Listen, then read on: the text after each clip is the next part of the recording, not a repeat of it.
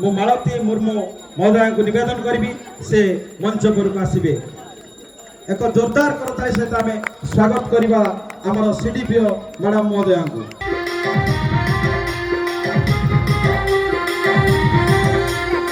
ଆମେ ଆମ ସାମୁଖ୍ୟ ସବୁବେଳେ ସେହି ଲୋକଙ୍କୁ ହିଁ ଅନ୍ୱେଷଣରେ ଥାଏ ଯାହାଙ୍କର କଳାକୁ ଆମେ ସହଜରେ ଚିହ୍ନି ପାରୁନା, ଜାଣିପାରୁନା ବା ପ୍ରକାଶ କରିପାରୁନା।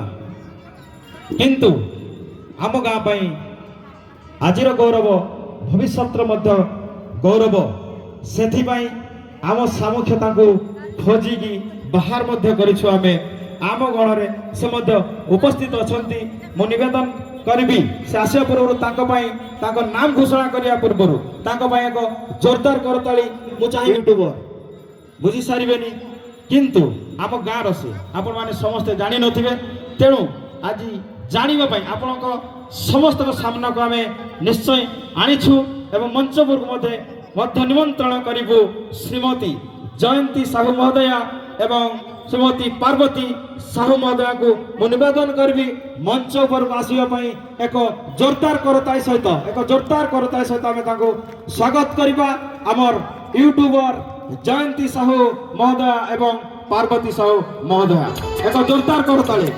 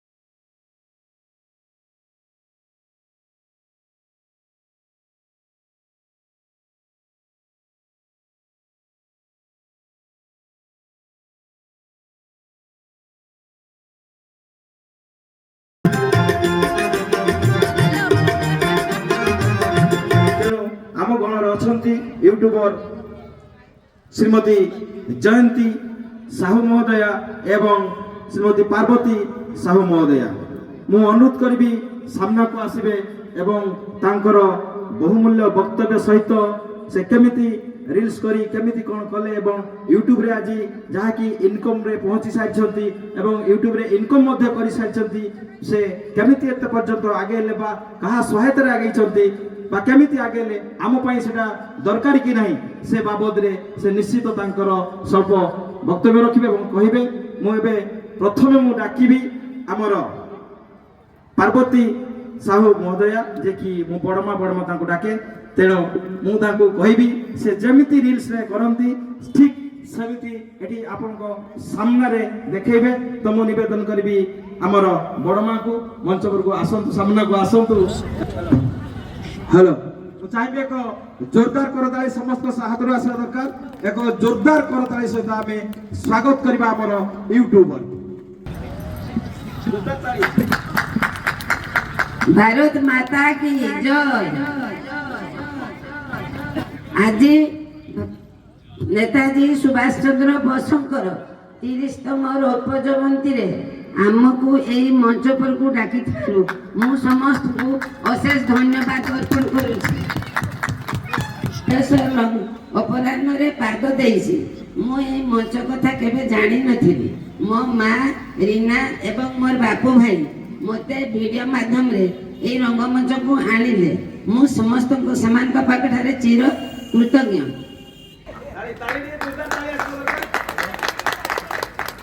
ମା ଗो, ଏ ମା, ମା ଆଜ୍ଞା, ଏ ମା କୋଉଠି ଅଛ ଗो? ଆସ। ଜୋରଦାର କରତାଳି ଚାହିଁବି, ସମସ୍ତ ହାତରୁ ଆସିବା ଦରକାର। ଜୋରଦାର କରତାଳି। ଏ ମା ଯାଉଛି ତ କାକି ଯାଉଛି। ହଁ, ଏଇ ଯେ ମୋ ମା ଆସିଗଲେ ସବୁ ହବ କାକି। ଏ ମା ଆଜି ନେତାଜୀଙ୍କ ଜୟନ୍ତୀ ରୂପ ଜୟନ୍ତୀ।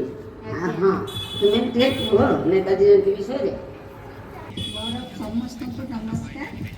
ନେତାଜୀ ଯୁବ ସଂଘର ଯେଉଁ ମେମ୍ବର ମାନେ ଆମକୁ ଏତେ ବଡ଼ ସୁଯୋଗ ଦେଇଛନ୍ତି, ଆମର ଯେଉଁ କଳା ଆମେ ଘରେ ରହିକି ଯେ ସେଟା ରୋଷେଇ କରୁଥିଲେ, କିନ୍ତୁ ସେଇଟାକୁ ନେଇକି ଯେ ଆମେ ଆଜି ଦିନେ ଇନକମ୍ କରିବା କେବେ ଭାବିନଥିଲେ। ଆଉ କେବଳ ଯେମିତି ଆମେ ରୋଷେଇ କରୁଥିଲେ ସେମିତି ରୋଷେଇ ହିଁ କରୁଥିଲେ।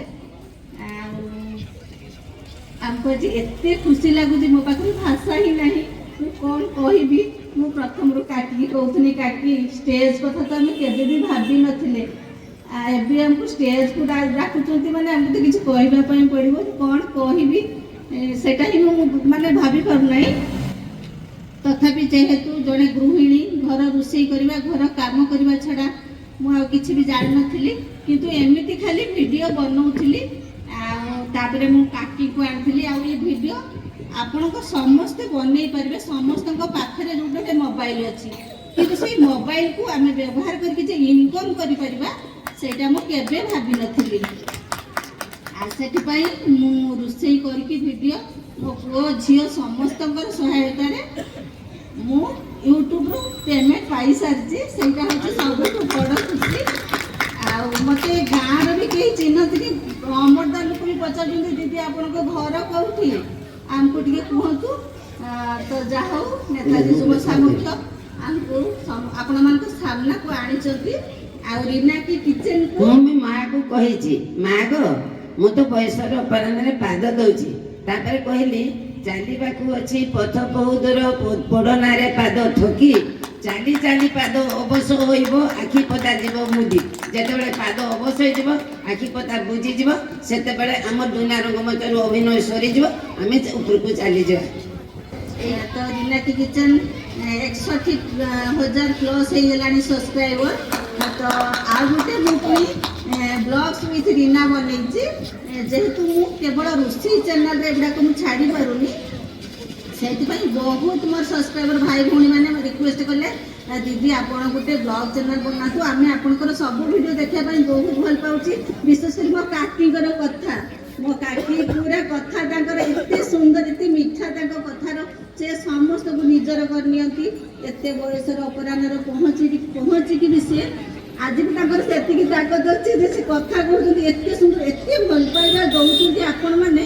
ଆଉ ଆଜି ଯଦି ଆମେ ଏଇଠି ଛିଡ଼ା ହେଇଛୁ କେବଳ ଆପଣମାନଙ୍କ ଭଲ ପାଇବା ପାଇଁ, ନହେଲେ ଆପଣମାନଙ୍କୁ ଭଲ ପାଇବା ନହେଲେ ଆମେ କେହି ବି ନୁହେଁ ଯିଏକି ଏଇଠି ଛିଡ଼ା ହେଇପାରିଥାନ୍ତୁ କି ୟୁଟ୍ୟୁବରୁ ଆମେ ଇନକମ୍ କରିପାରିଥାନ୍ତୁ।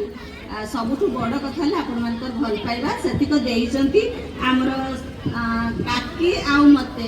ସମସ୍ତେ କୁହନ୍ତି କାକିକି ଯେ କିଏ ତମ ନିଜ ଶାଶୁ, ମୁଁ ଯେତେବେଳେ କୁହେ ନାଇଁ ମୋ କାକି ଶାଶୁ ଖୁଡ଼ି ଶାଶୁ ବୋଲି, ସମସ୍ତେ କୁହନ୍ତି ନା ନା ଦିଦି ସେ ଆପଣଙ୍କ ଶାଶୁ ବୋଧେ, ଏତେ ପୁରା ନିଜର। ସେତିକ ଭଲ ପାଇବା ସେ ଦିଅନ୍ତି। ଆଉ ସେତିକି ଭଲ ପାଇବା ସମସ୍ତେ ଆଜିକାଲି ଦୁନିଆର, ଯେହେତୁ ଶାଶୁ ବୋହୂମାନଙ୍କର ସମ୍ପର୍କ ଏତେ ନିବିଡ଼ ନୁହେଁ, ସେଥିପାଇଁ ଆମ ଶାଶୁ ବୋହୂଙ୍କର ଭିଡ଼ିଓ ଦେଖିକି ଆମକୁ ଢେର ସାରା ଭଲ ପାଇବା ମିଳୁଛି। ଆଉ ଆପଣମାନେ ଏମିତି ଭଲ ପାଇବା ଦେଉଥାନ୍ତୁ, ଆମ ଭିଡ଼ିଓ ଦେଖୁଥାନ୍ତୁ, ଆମକୁ ଆଗକୁ ଆହୁରି ଆଗକୁ ନେଇଯାଆନ୍ତୁ। ଜଗନ୍ନାଥ ଜଗନ୍ନାଥ ସମସ୍ତଙ୍କୁ ମଙ୍ଗଳ କରନ୍ତୁ। ଜୟ ଜଗନ୍ନାଥ। ଆଉ ଏତିକ କହିକି ଆମେ ରହୁଛୁ। କାକି ବହୁତ ସମୟ ବସିଲେଣି, ତାଙ୍କ ଅଣ୍ଟା ବି ବଥା ହେଲାଣି, ଆଉ ତଥାପି ସେ ଧୈର୍ଯ୍ୟର ସହ ବସିଛନ୍ତି। ମୋତେ ପଚାରୁଛି କାକି ଅଣ୍ଟା ବଥା ହେଲାଣି କହିନି ଖଗକୁ ଯେ ପଳେଇବା ବୋଲିକି, କାକି କହୁଛନ୍ତି ନା ନା ମା ଶୁଣୁଛି ନା ଏଇଠି ବସିକି, ଆଉ ଘରକୁ ଯାଇକି କିସ କରିବି। ଯାହା ବି ହଉ କାକି ଏଇଠି ବସିଲେ, ଆଉ ସମସ୍ତଙ୍କର ଭାଷଣ ସେ ପୁରା ଶୁଣୁଛନ୍ତି। ଯାହା ହଉ ବହୁତ ବହୁତ ଧନ୍ୟବାଦ, ନମସ୍କାର, ଜୟ ଜଗନ୍ନାଥ। ତ ହ୍ୟାଲୋ, ତ ମୁଁ ଅନୁରୋଧ କରିବି ଆମ ନେତାଜୀ ପାଇଁ ଯେଉଁ ରିଲ୍ସଟା କରିଥିଲେ ତ ସେଇଟା ପୁଣି ଏଇଠି ଦେଖିବା ପାଇଁ ମୁଁ ନିବେଦନ କରିବି।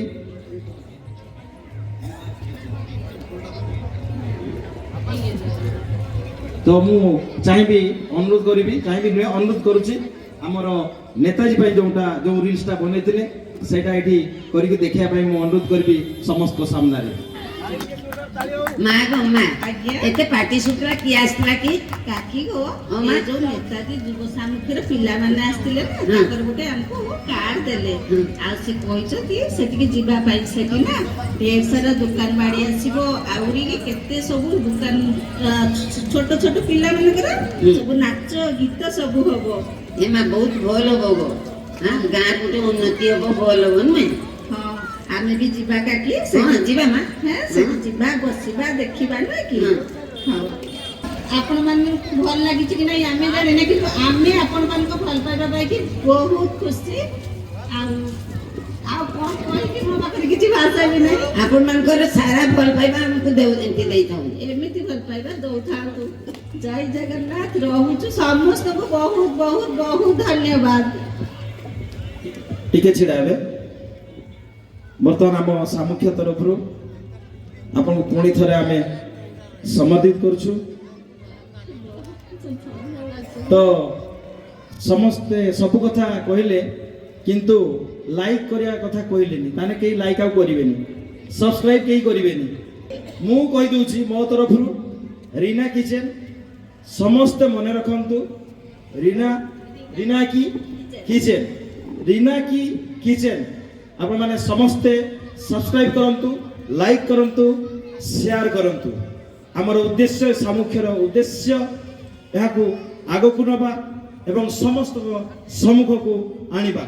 ତେଣୁ ମୁଁ ଚାହିଁବି ଆଜିର ୟୁଟ୍ୟୁବର ଭବିଷ୍ୟତର କେଉଁଠି ଥିବେ, ତେଣୁ ମୁଁ ଚାହିଁବି ନିବେଦନ କରିବି ଯେମିତି ଏ ନେତାଜୀ ଯୁବ ସାମୁଖ୍ୟ ଏ ମଞ୍ଚକୁ ଯେମିତି ନ ଭୁଲନ୍ତି। ମୁଁ ଜାଣୁଛି ଆଗାମୀ ଦିନରେ ବହୁତ ବଡ଼ ୟୁଟ୍ୟୁବର ହେଇକି ଛିଡ଼ା ହେବେ, ବହୁତ ଜାଗାକୁ ଯିବେ, କିନ୍ତୁ ଏ ମାଟିକୁ ଆଉ ଏ ମଞ୍ଚକୁ ଯେମିତି କେବେ ଭୁଲିବେନି, ଏଇଟା ମୁଁ ତାଙ୍କ ପାଖରେ ଅନୁରୋଧ ରଖିବି। ଏବଂ ପୁଣି ଥରେ ସମସ୍ତଙ୍କୁ ନିବେଦନ କରିବି ରୀନା କି କିଚେନ ସବସ୍କ୍ରାଇବ୍ ଲାଇକ୍ ନିଶ୍ଚିତ କରିବେ, ଭୁଲିବେନି। ଧନ୍ୟବାଦ ଏବଂ ଆପଣ ଦୁଇ ଜଣଙ୍କୁ ବହୁତ ବହୁତ ଧନ୍ୟବାଦ। ଆମ ସାମୁଖ୍ୟ ତରଫରୁ ଅନେକ ଅନେକ ଧନ୍ୟବାଦ ଏବଂ କୃତଜ୍ଞତା।